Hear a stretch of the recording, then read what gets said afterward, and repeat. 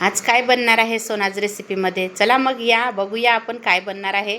नमस्कार, मी स्वाती सोनाज रेसिपीमध्ये तुमचे खूप खूप अगदी मनापासून स्वागत करते.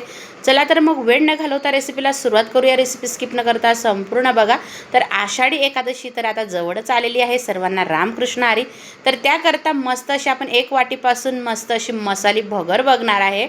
अतिशय अप्रतिम चवीची लागते. तर इथं मी 4 ते 5 अशा आपल्या हिरव्या मिरच्यांमध्ये लाल मिरची होतात बघा, ती घेतलेली होती.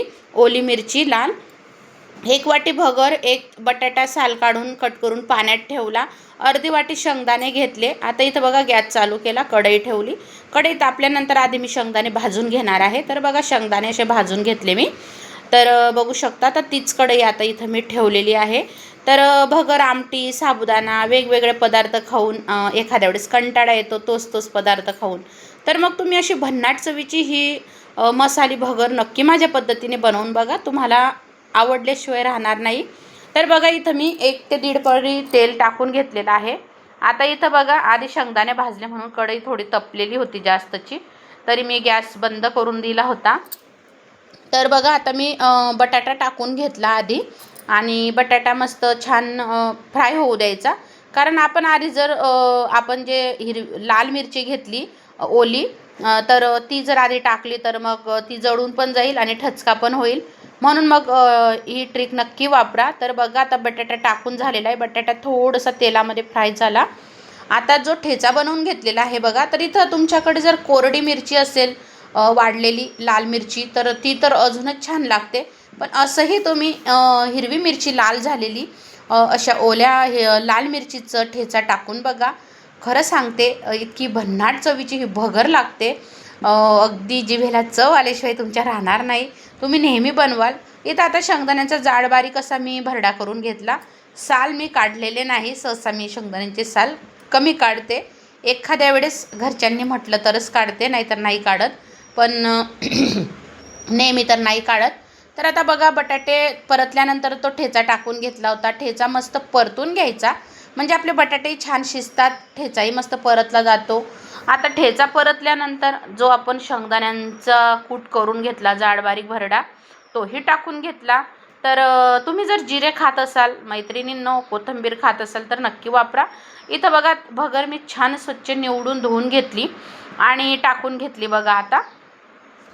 तर तुम्हाला जर अगदी मोकळा हा उपमा असा पाहिजे असेल, उपम्यासारखं अगदी दाणे दाणे मोकळा, तर तुम्ही भगर आहे ना आधी थोडीशी ना मंद आचेवर भाजून घ्या. म्हणजे तुमची ही जी मसाली भगर आहे ना, अगदी सुटसुटीत अगदी दाणेदार होईल. पण मला थोडीशी गचकी आवडते, म्हणजे थोडं जास्त पाणी वापरलेलं. तर मी इथं 1 वाटी भगरेला मी इथं 4.5 ते 5 पाणी 4.5 ते 5 वाटी पाणी वापरलेलं आहे. कारण मला त्या प्रकारेच आवडते, मला खूप अशी घट्ट आवडत नाही. आता बघा मस्त भगर पण छान मसाल्यांमध्ये परतवून घ्यायची. अशी परतवली ना छान, तरी ती छान होते सुटसुटीत. पण मला थोडंसं पाणी जास्त वापरायचं होतं. तर बघू शकता आता मी गरम पाणी तापवायला ठेवलं होतं बाजूच्या गॅसवर, तर तेही टाकून घेतलं. तर आता चवीनुसार मीठ जाणार आहे भगरेमध्ये.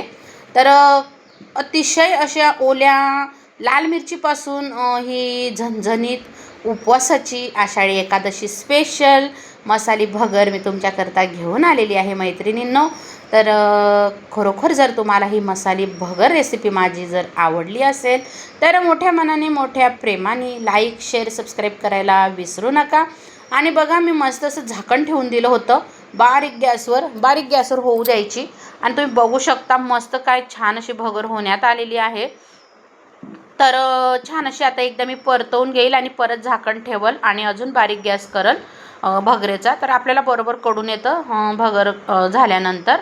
तर इथं आता थोडीशी अजून कच्ची दिसत आहे, तर आता मी झाकण ठेवणार आहे अजून. पण बघा ती लाल मिरची जी ओली आपण दडलेली आहे जाड बारीक, ती काय छान दिसत आहे. तर मस्तपैकी सुंदर अशी चव पण लागते, दिसायलाही छान दिसते. तर बघा मस्त असं परत झाकण ठेवलेलं आहे आणि आता मी झाकण काढणार आहे. तर बघू शकता काय मस्त अशी ही मसाली भगर तयार झालेली आहे मैत्रिणींनो. खरोखर खायला खरंच भन्नाट चवीची लागते. तुम्ही जेव्हा बनवाल ना मला नक्की कमेंटमध्ये सांगा. आणि हो मैत्रिणींनो, इतक्या तुम्ही छान छान कमेंट करतात माझ्या दादांना, माझ्या ताईंना, माझ्या मावशींना, तर खरंच एक मनाला एक आनंद होतो. कमेंट वाचून मन खरंच आनंदित होतं, प्रसन्न होतं. आणि खरंच पूर्ण व्हिडिओ बघतात त्याबद्दल मी तुमची हृदयातून आभारी आहे. असंच प्रेम सपोर्ट कायम सोनाज रेसिपीवर राहू द्या. तुमचं प्रेम सपोर्ट हीच तुम्हाला सांगत आहे. आणि भगवंताचरणी प्रार्थना आहे प्रत्येकाला त्याच्या त्याच्या कष्टाचं फळ नक्की दे भगवंता. तर बघू शकता मस्त अशी मसालेदार भगर झालेली आहे. तर आवडली ना मैत्रिणींनो रेसिपी? या मग तुम्ही पण चला खायला, आपण सोबत मिळून खाऊया. तर नक्कीच बनवा या एकादशीला. आणि मला सांगा, हाईप डन करायला विसरू नका. ॲड सहित पूर्ण रेसिपी बघा. आणि छान छान कमेंट तर तुम्ही करतातच मैत्रिणींनो, लाईक करायला मात्र विसरू नका. तर बघा मस्त अशी झणझणीत आणि चमचमीत ही आषाढी एकादशी स्पेशल मस्त अशी भगर तयार झाली आहे. श्री स्वामी समर्थ रामकृष्ण हरी.